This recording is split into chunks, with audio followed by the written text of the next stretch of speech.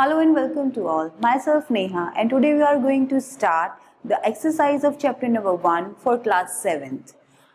So, and the name of the chapter is The Night We Won the Buick. I hope आपने ये सारे lesson के content और explanation को अच्छे से समझा होगा, and then explanation will help you to understand the exercise given. Okay. So we are going to deal with get going. And let us find the answer from the story. So we have first 3 question जिसको हम discuss करेंगे पहले. And how did the mother make the house look charming? This question is about the mother of writer. कि writer की mother जो थी, how she would make the house look charming. कैसे वो arrange करती थी अपने उस छोटे से घर को charming looking बनाती थी. So she used फैब्रिक, वो एक कपड़े का यूज करती थी. She use the fabric of chintz and a beautiful paint to cover all the odds of life. तो उसकी मदर जो है शी यूज चिंट्स, वो चिंट्स नाम के एक फैब्रिक या क्लोथ को यूज करती थी to cover up the all odds of house. And secondly she put paints wherever it's need, और दूसरी बार वो चीजों पर पेंट जो है वो करती थी. And in this way she arrange the house look charming, और इस तरह से वो हाउस को जो है चार्मिंग लुकिंग बना देती थी. ऐसा हाउस जो देखने में बहुत छोटा था, but with the help of chintz and with the help of paint she make the house looking charming. तो पेंट का यूज करके और उस फैब्रिक, एक फैब्रिक या कपड़े का नाम है चिंट्स, जो कि एक फ्लावर प्रिंटेड होते हैं जिस पर, इस तरह के कपड़े से वो हाउस को कवर अप करती थी. And then the house started looking charming. Charming का मतलब होता है बहुत सुंदर दिखाई देना. Okay, now come to the question number 2. What was the ethical question the narrator's father was struggling with? So यहाँ पर फिर से हमारे पास एक वर्ड है. What is the meaning of ethical? Ethical का मतलब होता है नैतिक, जो हमारी सोल से रिलेटेड हो, जो हमारी आत्मा से या हमारे वैल्यूज से रिलेटेड हो. व्हेन नरेटर्स फादर, जब राइटर या नरेटर के father when he happens to win a Buick car, जब उनको एक Buick कार एक फेयर में जीत गए वो, then but after that he was not happy at winning that car. वो कार को जीतने के बाद भी उतने हैप्पी नहीं थे. and he is struggling. उनके मन में कहीं ना कोई संघर्ष, एक ऐसी सिचुएशन चल रही थी जिससे वो सेटिस्फाइड नहीं थे. so why he was not satisfied? what was the ethical question? क्या वो क्वेश्चन था जिससे वो परेशान थे? so he was struggling at the question that Buick car in reality belongs to his boss. ये कार जो बुइक थी ये रियलिटी में इनके बॉस को बिलोंग करती थी, बिकॉज 348 जो टिकट नंबर था वो he just purchased that ticket for his boss and now he is just having that car. और अब उनके पास वो कार थी, but from the corner of his heart he knew that in reality this car belongs to his boss. So that is why he is struggling with a kind of ethical question. So that is why उनके मन में कहीं ना कहीं अपनी values को लेकर ये क्वेश्चन था कि इस तरह से तो वो चीटिंग कर रहे थे अपने बॉस के साथ, and his soul does not permit him to do that. तो उनकी सोल या उनकी आत्मा इस तरह का कुछ भी करने के लिए उनको अलाउ नहीं कर रही थी. So that is why he is struggling with that ethical question. Now come to the third question, and this is what was written on the corner of the ticket 348. तो जो टिकट था 348, that ticket belongs to Mr. Kendrick, और उस ticket के corner पर क्या mention था? Letter K was mentioned on the corner of the ticket. तो लेटर K जो था वो उस 348 नंबर टिकट पर मेंशन था, जिसका पूरा फॉर्म था It's for Mr. Kendrick. Now come to the question number 4. Complete the detail from the story. We have read the story, we have understand the story, और अब हमें ये कुछ sentences जो है with the help of our understanding of the story we have to complete these sentences. So setting of the story, तो ये story का setting का मतलब होता है कि किस time period पे ये story set थी. So that story was set before the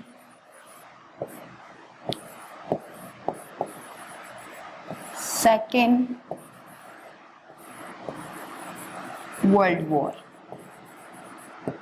इस स्टोरी की जो सेटलमेंट है वो है before the second world war. ये पूरी जो घटना हुई, जितने भी सारे इंसिडेंट्स हुए, दे वो happened at the time before the second world war. तो दूसरे सेकेंड वर्ल्ड वॉर से पहले ये सारी की सारी सेटिंग या इंसिडेंट्स जो है ये हैपन हुए। Second is the breed of the pony.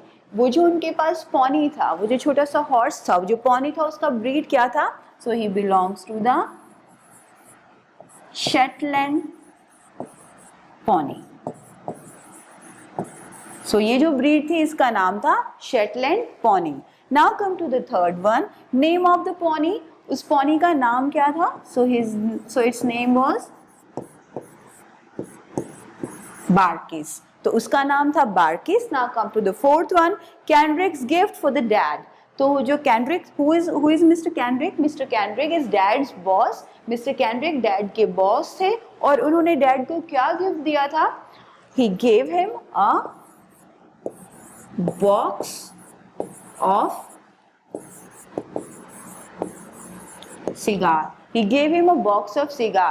तो मिस्टर कैंड्रिक ने as a gratitude, as a feeling of gratitude, thank करने के लिए डैड को अ बॉक्स ऑफ सिगार जो है वो गिफ्ट किया था। तो this is how you sort them out. और ये सारे क्वेश्चन आंसर्स भी हमने समझे, बहुत इजी हैं। इनको आप अपनी नोटबुक पे, फेयर नोटबुक पे करेंगे।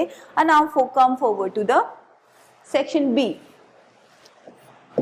Okay, let us read between the line. So हम इन क्वेश्चंस को सॉर्ट आउट करेंगे after reading them one by one. Why did the grocer, so grocer कौन होते हैं? So grocers are the shopkeeper who used to sell day to day goods. Day to day life की जो goods बेचते हैं उनको हम ग्रोसर कहते हैं, शॉपकीपर। जो रोजमर्रा के सामानों की दुकानों पर जो शॉपकीपर्स होते हैं उनको हम ग्रोसर्स बोलते हैं। Why did the grocer in some winters supply the family need on credit? तो बहुत सारे ग्रोसर इस फैमिली के लोगों को क्रेडिट पर, उधार पर सामान क्यों देते थे? Because the family was very poor and they are not able to purchase all things and their house was also on mortgage. तो फैमिली जो थी वो बहुत पुअर थी and they are not able to purchase thing, तो वो सारी चीज़ें परचेज करने की स्थिति में नहीं थे। They are not in that condition. And secondly जो उनका घर था, and their house was on mortgage, उनका जो घर था वो भी गिरवी था। So that is why the grocers gave the family need on credit. तो सारे जो ग्रोसर्स थे या सामान वाले थे, जो दुकानदार थे, वो उधार पर फैमिली को सारा सामान दे देते थे। Now come to the question number 2, why did the narrator stay in the shadow at the edge of the crowd? Question को ध्यान से समझेंगे। Narrator is use for that boy. Narrator जो है उस बच्चे के लिए यूज हुआ है जिसको बुक जो है पाने की चाह थी। Why did the narrator stay in the shadow?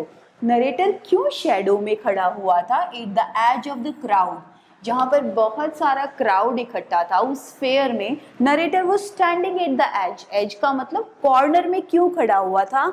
When the ruffle result was about to declare, जब उस रफल का रिजल्ट आने वाला है। रफल when we put lots of when we put lot of slips on a bowl is, और उसमें से हम एक को छांटते हैं, we find out one among them is called ruffle।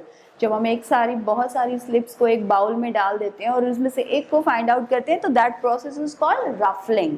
तो नरेटर जो है उस भीड़ के एज पर खड़ा हुआ था और वो उस रफल को जो है वो देखना चाहता था। तो why he was so interested in that ruffle? Because he want to see the climax। क्योंकि वो जो पूरा का पूरा फेयर में इंसिडेंस हो रहा था, he just want to see the climax of the ruffle। वो उस रफल के क्लाइमेक्स को, उसके एक्चुअल रिजल्ट को वॉच आउट करना चाहता था। And he just want to know who will win the Buick, और वो ये भी जानना चाहता था कि ये बुइक कार जो है वो कौन जीतेगा। So this is the answer of second question. Now come to the third one.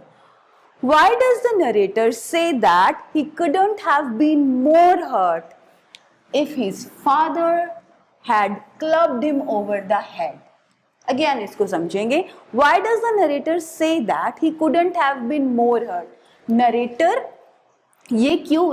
ने ये क्यों कहा कि वो उससे ज्यादा हर्ट होता हो? he have been more hurt if his father clubbed me over his head। तो अगर उसके फादर जो है उसके हेड को पकड़कर दीवार में क्लब को कर देते, उसको मार देते, तो शायद वो इतना ज़्यादा हर्ट नहीं होता जितना वो उनके स्नार्लिंग पर हुआ था, because his father snarled at him.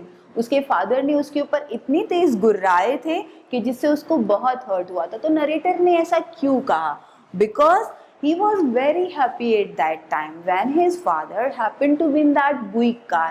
जब नरेटर के फादर ने वो बुइक कार विन करी, he was very happy at that point. Narrator was very happy, but when his father started snarling at him, he started rebuked him. पर जब उसके father ने उसको स्नार्ल करना मीन उसे गुर्राना और उसे रिब्यूक करना शुरू किया, then he felt very hurted. तो उसको बहुत हर्ट फील हुआ and he can't tolerate that feeling. So उसको वो फीलिंग्स जो हैं बर्दाश्त नहीं हुई, and that is why he stated that if his father clubbed him, अगर उसके फादर उसको क्लब कर देते, धक्का मार देते, तभी भी वो इतना हर्ट नहीं होता क्योंकि उससे उसकी फीलिंग हर्ट नहीं होती. So that is why he says so. Now come to the question number 4. Why do you think Kendrick sent a cigar to the narrator's father? So आपको क्यों लगता है कि नरेटर जो है,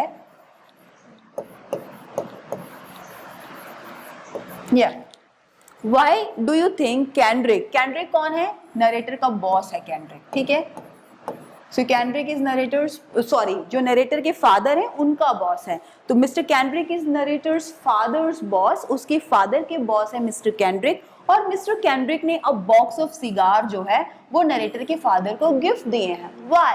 So he just gift a box of cigar to narrator's father just to show his gratitude. अब gratitude क्या होता है? The feeling of thankful, the feeling of saying thanks is called gratitude. He just want to show his gratitude. वो just अपना thanks show करना चाहते थे narrator को. That is why he gave him a box of cigar. So this is the answer of question number 4. Now come to question number 5. Why does the narrator say that they were never richer than the moment when his father made telephone call? Narrator ने ऐसा क्यों कहा कि जिस क्षण उसके father ने mister Kendrick को कॉल करी वो क्षण उनकी जिंदगी का ऐसा क्षण था कि उससे ज़्यादा अमीर वो कभी नहीं हुए? तो मैं इस लेसन के कॉन्टेस्ट में आपको बताऊं कि इस लेसन के कॉन्टेस्ट में रिच होने का मतलब है पैसे से रिच होना नहीं. You rich with your values, you become rich with your values. आप कब रिच होते हैं? जब आपके पास वैल्यूज होते हैं. You become rich when you have values.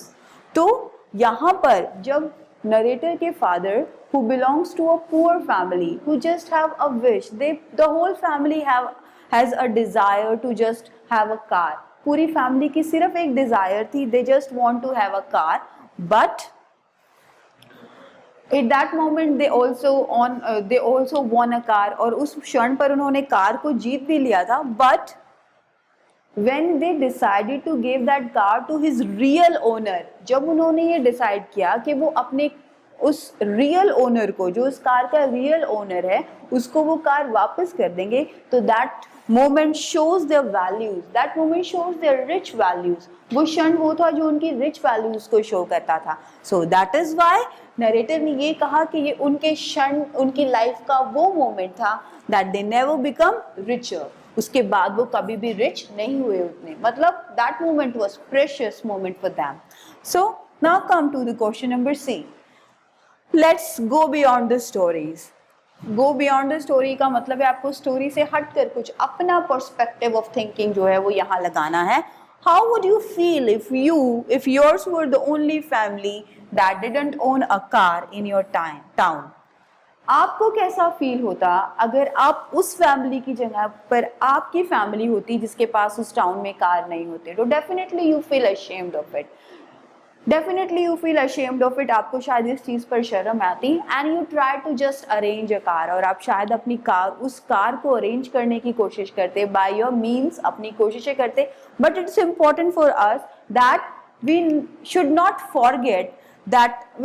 Forget that in order to arrange our materialistic thing, we should not lose our values. हमें सिर्फ एक चीज़ ध्यान रखनी चाहिए कि हम अपनी इन materialistic चीज़ों को arrange करने के इस दौड़ में अपने वैल्यूज को ना भूलें. We should not lose our values in order to arrange our materialistic pleasure. कि अपनी मटीरियलिस्टिक प्लेजर्स को अरेंज करने में हमें अपने वैल्यूज को भूलना नहीं चाहिए. तो we always remember to keep our values on high status. तो हमें सिर्फ ये ध्यान रखना है कि हम हमेशा अपने वैल्यूज को हाई स्टेटस पर रखते.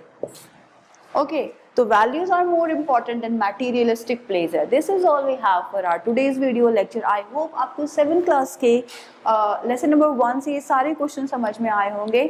Keep learning and keep smiling. Have a good day.